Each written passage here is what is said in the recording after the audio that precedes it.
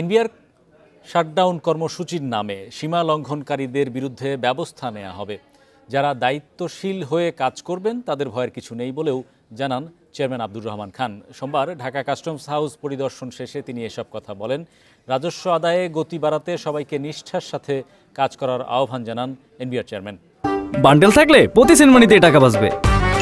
বিকাশ send money bundle কিনে জিতুন প্রতি লেনদেনে। এনবিআরে ১.৫ মাসের আন্দোলনের পর কয়েকজন জ্যেষ্ঠ কর্মকর্তাকে বাধ্যতামূলক অবসর, বরখাস্ত ও বদলির পর দুর্নীতি দমন কমিশন দুদকের অনুসন্ধানে আতঙ্ক ছড়িয়ে পড়েছে পুরো কাঠামোতে। এনবিআরের ১৬ জন কর্মকর্তার বিরুদ্ধে অনুসন্ধান শুরু করে দুদক। সরকারের সিদ্ধান্তে ৩ সদস্য ও ১ কমিশনারকে বাধ্যতামূলক অবসরে পাঠানো হয়।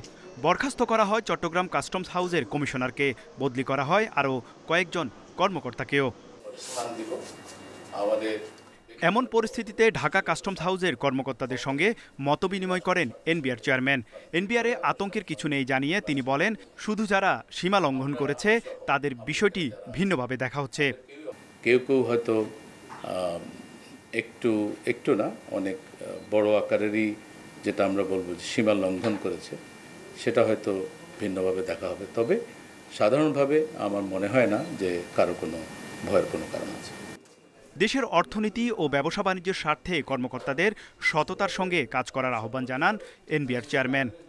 তাদের যে কাজকর্ম সেগুলো যদি তারা সুষ্ঠুভাবে সম্পন্ন করে তাহলে আমি মনে করি না যে তাদের কোনো ভয়ের কোনো কারণ আছে। এখানে যাতে আমাদের ব্যবসায়ীরা কোনো ধরনের কোনো বিড়ম্বনার শিকার না হন এবং কোনো ধরনের কোনো সমস্যায় যাতে তারা না পড়েন সেই দিকে লক্ষ্য রাখার জন্য তাদেরকে আমরা বলেছি। ২০২৪-২৫ অর্থ বছরে ৩,৬৮,১৭৭ কোটি টাকা রাজস্ব আদায় হয়েছে লক্ষ্যের চেয়ে, যা প্রায় ৯৫,০০০ কোটি টাকা কম। এ সময় শুল্কায়ন সহজ করা, ব্যাগেজ রুলসের আওতায় প্রবাসীদের ঝামেলা এড়াতে বিশেষ ৩টি সফটওয়্যার চালু হয়েছে বলে জানান এনবিআর চেয়ারম্যান।